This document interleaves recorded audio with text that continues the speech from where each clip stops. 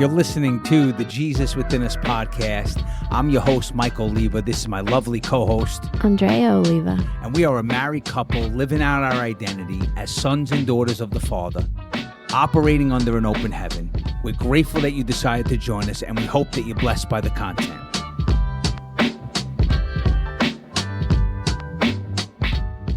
Welcome back, everybody. Jesus Within Us podcast here with the lovely Andrea Oliva. How are you? I'm doing well. How are you? I'm doing good. We're going to continue this theme again, right? Pilgrims of Hope.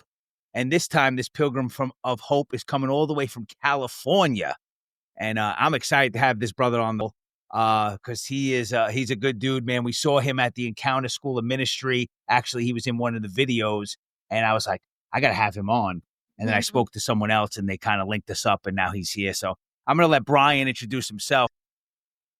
Yeah, great. Thanks for having me on. Honored to be here with you guys. My name's Brian Orme, live in San Diego, California. Married, have 2 kids, a 19-year-old daughter, a son who's about to be 15. And my wife and I spent 22 years doing university ministries. We had university churches, Salt Lake City, Northern California, and then UC San Diego was kind of our last place. Then always had business stuff going as well. So a bit of a hybrid in that way. And then just been on a journey, grew up Christian, grew up in a mega church, big old church in Michigan. My wife grew up in California as a Christian, but really had more profound encounters later on of the reality of the kingdom. And then just kind of started to express that via university stuff and business stuff. That's good, man. So let me ask you this, Brian. When was that defining moment when you really encountered Christ? I know you said you grew up Christian, but was there a way when was that defining moment when you encountered the Lord? Yeah.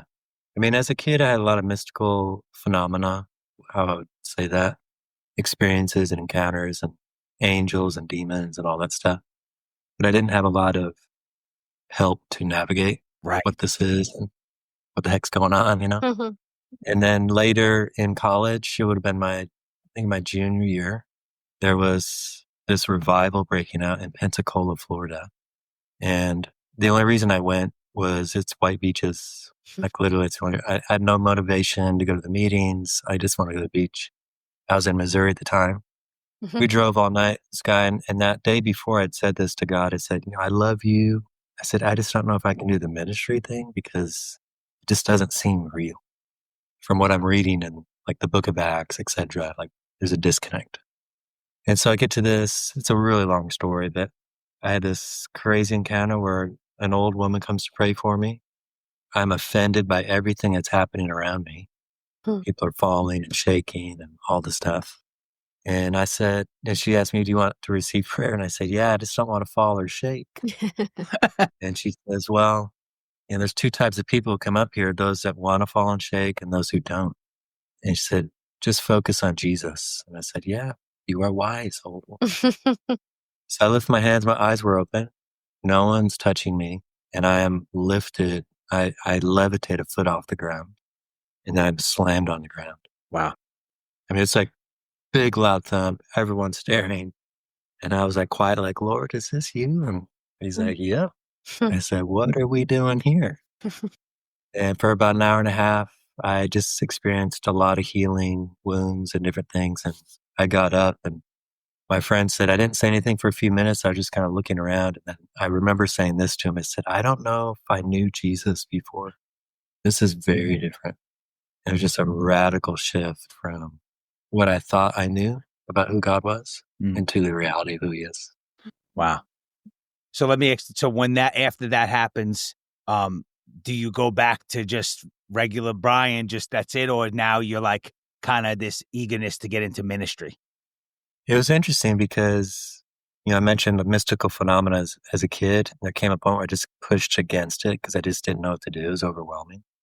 This experience was being plugged back into the matrix. When I got up, it was boom, everything was back.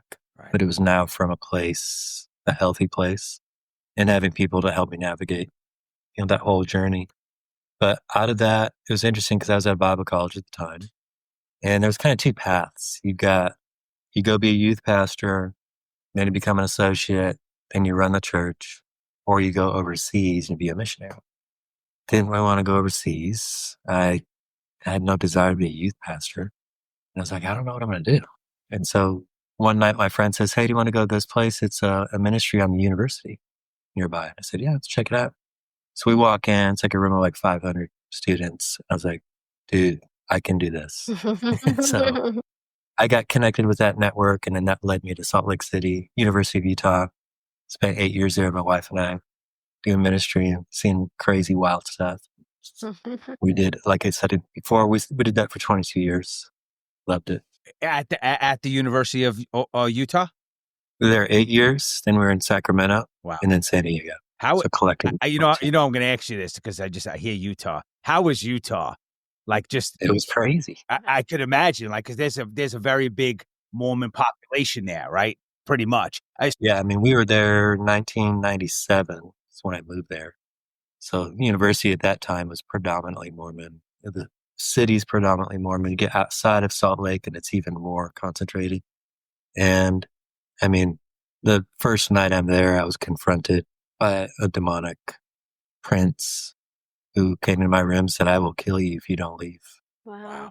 And, it was kind of funny. I just arrived. Like, I'm not going anywhere. Like, God told me to come here. Like, but we started to see just crazy miracle signs and wonders. And that started from this place of, if it's not supernatural, this is not going to work in this environment. Right. Mm. And so kind of, in a sense, pushed us and nudged us towards really pursuing the power of God. And we began to see great demonstrations of that. It's funny you say that because I'm reading Acts and I'm going through Acts and I'm like, Paul, him and Barnabas, and then I think it's Agabus, someone, it's a guy who's not godly, and I think it's him, and then Paul like makes him blind, like he gets blind for 3 days, and then like it says like then people believed. So I just see that connection of proclamation and demonstration. I mean, Paul was like, look, the kingdom is not a matter of chatting. Right. Like there's a time where you have to stop chatting and demonstrate what you're talking about. And demonstrate. I think that's where there's a disconnect, right? It's like you can get someone who can bloviate all day long about things that are true, but there's just no demonstration. And to me, the kingdom has to be demonstrated to be authenticated, that it's real. Yeah, 100%. So you were in ministry 22 years, bouncing around and so you were in Sacramento. After Sacramento, where'd you go after that, you guys? San Diego, UC San Diego. So the Harvard of the sciences. Wow. So that was a crazy environment as well. Oh, really? So could you share with us a couple of these, share with our audience a couple of stories, man. Let's hear some of the supernatural, please. Yeah. So let's see, Utah, I mean, there's so many in Utah, but probably one of the craziest ones. We had a girl, so we had a lot of witches that started coming to our meetings in Utah. There's a huge witchcraft culture there, like massive. And they would always end up in our meeting. And part of it was on the university, there was a required class, and it was like world religions. And you'd have to go to a Christian when they got to Christianity. They'd have to find a Christian meeting and take notes for the class. Oh, wow. And so for whatever reason, they would all pick ours. And they were predominantly, witchcraft, new age, kind of that bent, which I love people in that space. And so we had a guy come one time and he said, hey, I'm doing this class. I'm taking notes. That's why I'm here. He said, I'm a witch and I just want you to know I'm more powerful than Jesus. I was like, oh, okay. And so worship starts. I said, Jesus, did you hear what he said about you? I mean, if it were me, I would do something. But... And so we had an intermission. We would do kind of a few songs and we'd break and just mingle a little bit. And this guy was just sitting there, not moving around, not talking to anybody. I'm like, well, he probably doesn't want to. And so I walk over and I said, hey, you doing okay? And he says, no.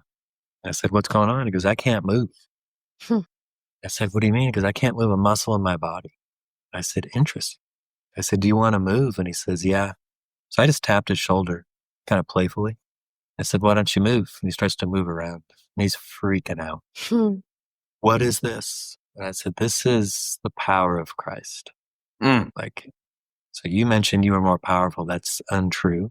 Now for this guy, he needed an encounter like that. Right. Because he was driven by this allure of power. And now he's experiencing real power. And he says to me, what do I need to do? And I was kind of confused, like, what do you mean? He goes, like, what do I do?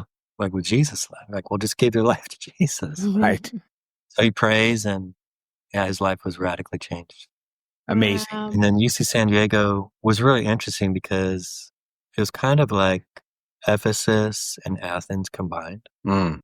So you had all these spiritual artifacts on the university, like astral pole. There's this sun god that's on the exact replica of the base of Baal. And yet it's this most atheistic professors in the United States, faculty. So you had this interesting environment. So it was really fun to see supernatural things begin to take place. And one of the things that began to happen was they had this thing called the Sun God Festival, hosted by the university. It was the biggest event of the year. I mean, like 40, 50,000 people would be coming to this thing. They had like a big rave tent, a big main stage, and you couldn't bring alcohol in, but they would bring it already in their body. So it was a wild environment. And I went to all the Christian groups and we said, hey, why don't you guys come with us? And we'll just set up a table, do free prayer. We just call it free spiritual readings and free healing and dream interpretation. And none of them would want to come. And they would all say, hey, that's a crazy, dark environment. And I was like, yeah, we're the light of the world. So I don't know what that means. And so we set up a table and we were the longest line of any booth. And you had food vendors, all sorts of stuff. Our booth was the longest line. Wow. And people just like, they would run into the rave tent, like, you got to come over here. They're telling you what God is saying, and it's not judgmental, and it's like actually good. And so people would start encountering God. And then last part of the story was really funny. So we went into the rave tent, and it's just crazy, of course, in this rave tent. We said, why don't we do what's called a fire tunnel? So we made this line of two sides of us. We just started having people come through, and we're just laying hands on all these people. Nice. So That's they're in this awesome. we're in the middle of a rave tent. There's 1,000 people, and all these people are walking and running through our fire tunnel, and they're encountering God and beginning to weep and all this fun stuff. So it Amazing. Wow. was cool. Amazing, man. Well, where do you want to go with this? So good. So good. So is your whole ministry, is this really your ministry, like while you were in pastoring and stuff, was all of this taking place? Like this is what your encounter was?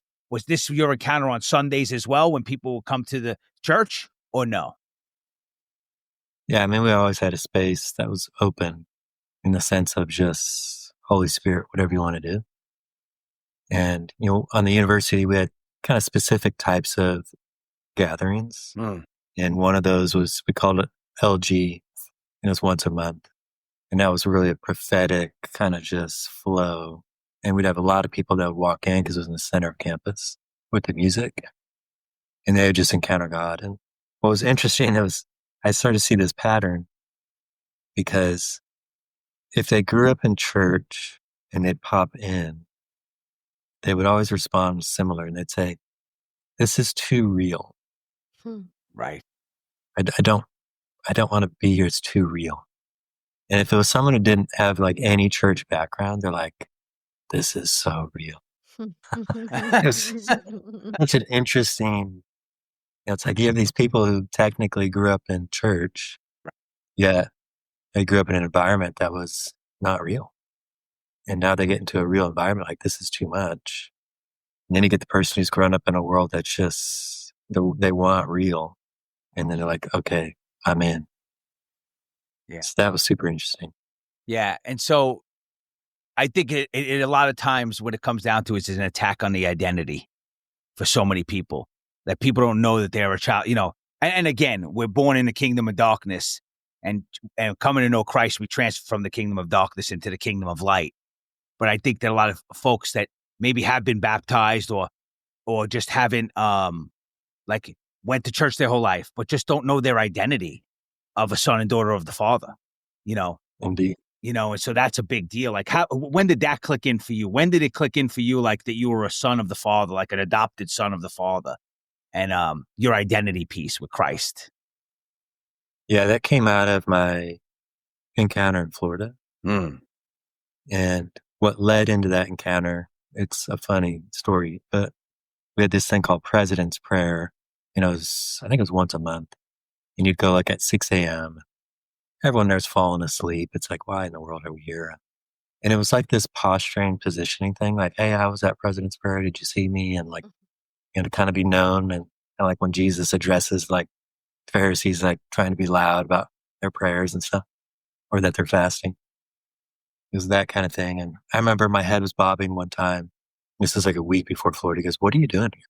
I was like, well, I'm praying. Because you're falling asleep. Like, why don't you go to sleep? Go back to your room and go to sleep.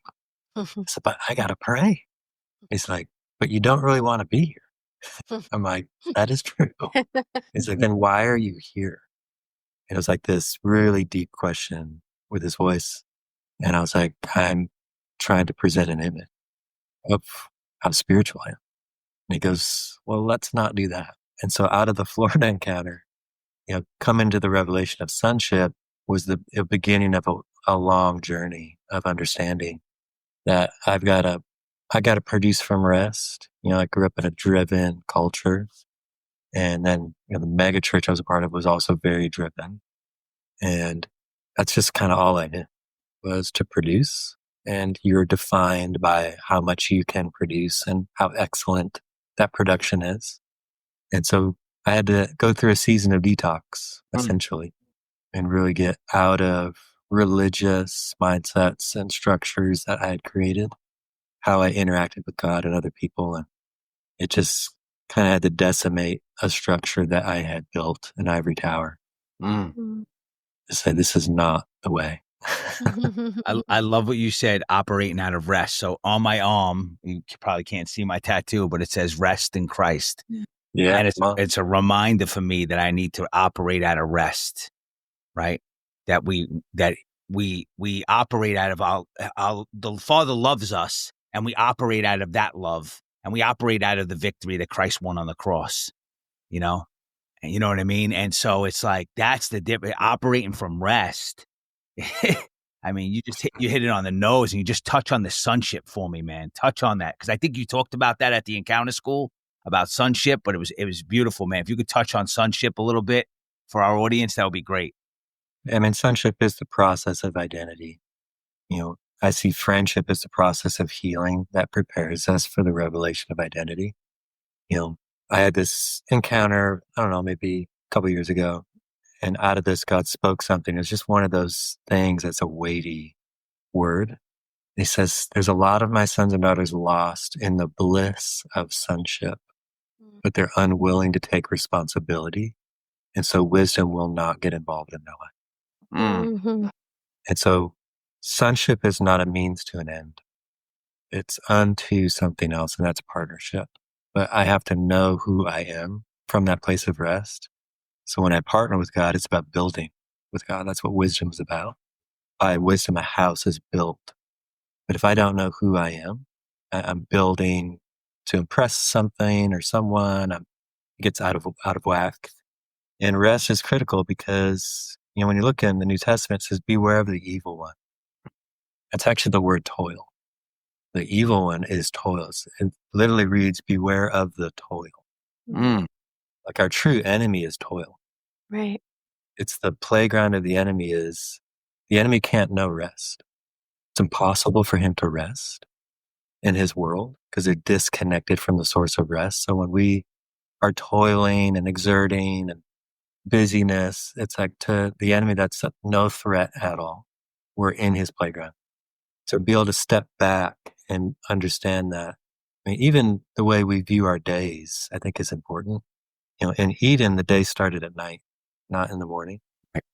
And so when you go to bed at night, just, started my day. Like, what'd you do to start your day? Well, I slept for 8 hours. It's like from the platform of rest, I wake up to produce. That was the beginning of my day. And so it's a subtle mindset shift, but it's actually pretty impacting because our culture is hustle culture, grind culture, and that's not kingdom. You can produce far more from a place of rest than you ever will exerting yourself. That's good, bro. That's a good Yeah, I word. love that. I love that, man. I'm going to play this back. I love it, man. I was just thinking in my mind, like I'm saying, God rested and on the seventh day, right? he like severed himself. It's a covenant with us, right? Severed himself. That's what they were saying in the Old Testament. But then how, when Jesus rose from the dead, it was the 8th day, right? In a sense, but now that became the Lord's day. And now we operate out of that rest, right? We worship the Lord on a Sunday, and then it's kind of right there, you're resting there and then operating out of that rest, from being with him, just sitting in his presence. We were talking about this the other day about just sometimes just sitting with the Lord in his presence, saying nothing and just being in his presence and letting him just like do spiritual surgery to my heart, to my mind, just sitting in that place. So looking at I mean, you have to know who you are to be able to sit in silence. You get to know who you are that's right. Because if you don't know who you are, you need noise. You need activity. Yeah. To be a buffer because you don't know who you are. Yeah, it's a And distraction. when you're anxious about the future, for example, it's like you don't believe God is there. Yeah. What do you tell someone that has where they could sit with God in silence, but their mind is just always going? What is your suggestion to that person that's dealing with that? Because I know that's a big issue. Like, when I'm in prayer, Yeah. I get distracted, or you know what I mean? It's like, what the heck's going on? So I'm that person. My mind is always going. Yeah. And I'm not saying it's just, I'm a thinker. Right. So I'm always, and so I kind of had to come out of, and this may be helpful for some people, the idea that being analytical is somehow at odds with God. And I remember one time I like to contemplate things. And I was on a walk and I was just thinking this thing over, and God says to me, "Hey, I love your worship." And I was kind of confused. I said, "What do you mean?" And he goes, "Because when we think together, it's worship. You're loving me with your mind." Oh, I love it. Wow. And he says, "Whoever told you being analytical is wrong, is wrong." And it was just this weight lifted. I'm just like, I always had this tension of like, I should probably stop thinking and just, and God's like, "No, you're loving me with your mind." And so I think there's different types of meditation, for example. Mhm. Some meditation, like if you look at Hebrew words, one is to converse with yourself. Right. It's not silence, where others are silence. And so I think it's not so much thinking about it in a formulaic way. Like, okay, if I'm gonna be in tune, I've got to quiet myself. Maybe that might be the thing for that time. Right. It's like when Jesus heals people, it's never the same because we would have created a formula out of it. Right. I think it's the same thing with meditation. I can be walking and thinking and conversing. And I mean, I'll put my AirPods in that have no charge and I'm just talking. Like anyone who walks, I walk every day. They're seeing me talk. They just think I'm on the phone. Mhm. And I'm just having this conversation with the Lord. And that's just as much meditation as if you're slowed down and you're quiet, letting your thoughts pass like clouds until there's just a free space and it's just blue skies. And that's where it takes a little more discipline to allow the thoughts just to settle. And you just begin to, so my encouragement for you with that, those that are listening is, get yourself in a chair, sit straight up, take some breaths in and out through your nose to shift your nervous system. Because what we don't talk about a lot in the church is how the body is connected to our awareness of God. And so when we're stressed and anxious, our nervous system's in a different state. And so when we use an example, say you were stressed, you come into a worship gathering and you start to worship and all of a sudden you're like, I'm not stressed. What happened? Your nervous system changed. Mhm. Right. Yes, the presence of God is there, but you're now more aware of the presence of God because your nervous system has changed. And so your breath can do that very quickly, change your state so that you're more receptive to what God is doing and saying. Wow. That's good. That's Yeah. really good, man. That's so good. Now I was going to ask you, like, what's your prayer life look like? And now you just kind of said it where, like, it's just, it's really true. Like, we talk about this a lot, like, just throughout the day, you're just conversing with Jesus throughout the day. It doesn't matter. I could be conversing with Jesus in my mind while I have a client in my office, in my business office, and I'm like, conversing in my mind, maybe praying for that person, whatever that is. But, because I think a lot of time people get discouraged, when they get distracted. And I've learned just bring it back to the Lord, like, oh man, that thought popped in my head again. Lord, I'm here. I'm back. I'm back. And that's good stuff, man. For me, with the Carmelite spirituality, Yeah. it's more of a contemplative spirituality. And, Yeah. when I first really started understanding my faith and I would go and sit with the Lord, the thoughts would come to mind, and it's a gift from the Lord to have that silence. Like, it's a gift that he it's not something that we do, it's something that he gives us. And all he asks of us is to show up, right? So we're showing up, we might be distracted, we're trying to have that conversation with him, and he sees that and then gifts us with that silence and with that rest that we don't even know we're seeking, right? That's You good. have to approach it like a child. We get too adult-like Yeah. in these disciplines. Yeah. And I think we get too serious, actually. And it's Mhm. like when you think about children, there's just a playful wonder. And so even in the midst of distractions, it's like, how do I approach this like a child would? I mean, just to use an example, like I remember when I was learning to see in the angelic, and I would see a flash of light, maybe in my peripheral, and I would just be like a child, like, hey, what's going on? Like, I didn't see anything beyond that. It's like, you have a message? Is there something I need to know? Like, I'm just opening myself up like a child to Mm. receive. And I think that posture is really powerful in the kingdom.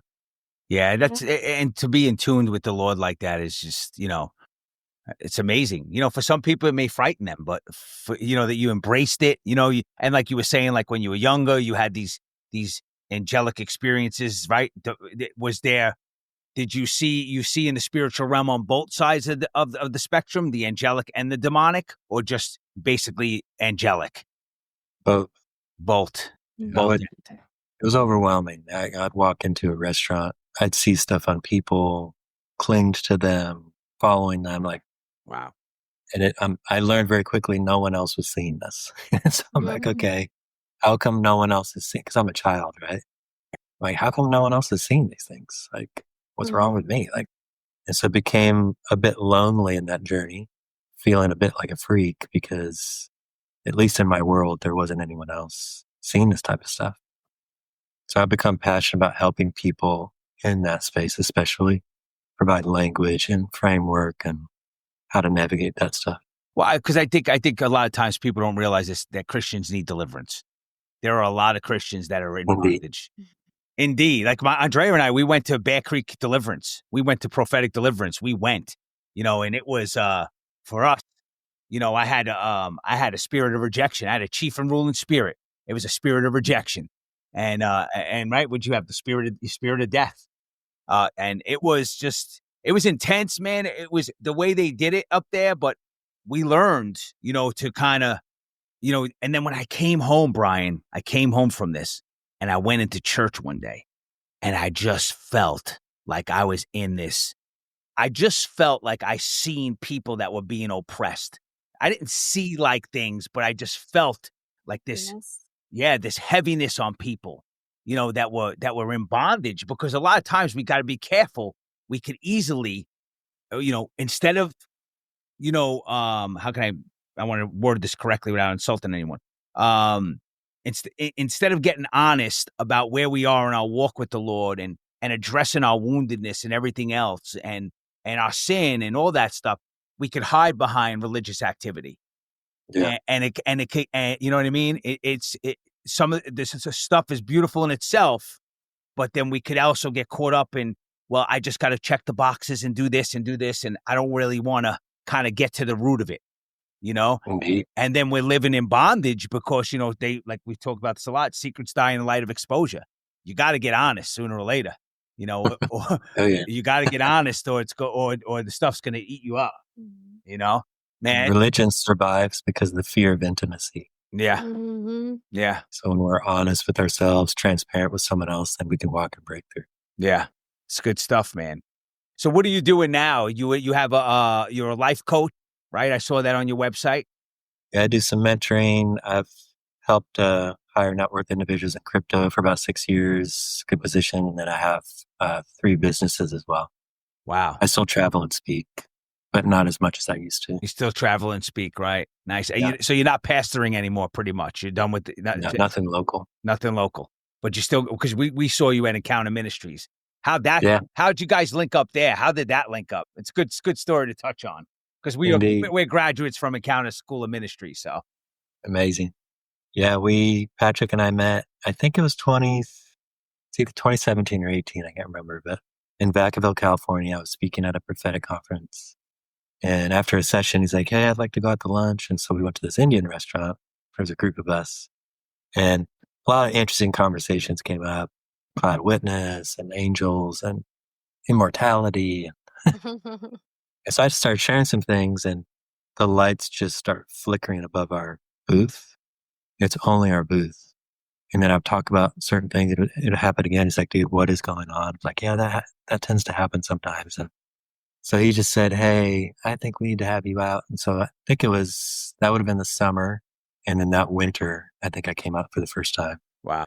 And I don't know if you remember that one, but it was hilarious. So it's in the town that I grew up in, of course, in Brighton, Right. Michigan. And when I get there, I'm driving down Main Street. Half the street has lights on, half the street is blacked out. And so where the church is, it's blacked out. On the other side where their all-purpose room is, the lights are on. So we go across the street where I'm going to speak, and there's no power. And they're lighting all these candles. And so I'm supposed to talk about occult and all this stuff. And I'm cracking up because I'm like, I'm surrounded by candles to talk about the occult. And then it was funny because we were about to start, and I'm like, it was just hard to see. And I was like, there needs to be light. So I get up there and I was like, let there be light. And then boom, the lights just come up on the building, a whole street. And it just, I don't know, it was just kind of this special moment where it's like, hey, there's something to us being together. And then I could feel the tension in the room because, like, here's this Protestant. Is he just going to start ripping and railing on us? And I got up and I said, hey, thank you for protecting the mystical side of our faith. Amen, brother. I see you've done a much better job than the world I've been in. Amen. And you could just feel the room like, So we built a really great relationship. That's actually my favorite place to speak. Wow. Top 3. Wow. I just got the chills, man. Thank you. Oh, it's a great group. I feel connected and awesome people. The Father's overjoyed that we could come together as brothers and sisters, man, and talk about our commonalities, man. Absolutely. Because Jesus is King, and I feel your love for God. I really do. I just felt is amazing. And the fact that you came up and we heard you, and I was like, I really want to get him on. And then I talked to Thomas, and Thomas was like, I could hook that up. I'll get Brian to go on the podcast. I'm like, all right, get him on. Let's go. I want to, because man, you had me that video that we saw of you. I mean, you were talking about how you're preaching or whatever, I think. And then you see this guy in the back, I think it was the old pastor. He was dead or whatever. At the end of the night, Brian. At the end of the night, they're like, you can't preach here anymore. It's good stuff, man. Listen, man, this is a great conversation, brother. I really do appreciate you coming on and just sharing some insight with us, man. I really do. Thanks for having me. Yeah, man, definitely. Hopefully we could have you on again and stuff. That would be great. Really would, man. Catch up and stuff. Maybe have a round table discussion, which would be really kind of cool with all of us, and talk about the baptism of the Holy Spirit and all that good stuff, and from all different perspectives and all that good stuff. Well, man, I appreciate you, brother. And for our audience, may the Lord bless you. May the Lord keep you. May the Lord shine his face upon you, that you may know the goodness and greatness of God. Amen.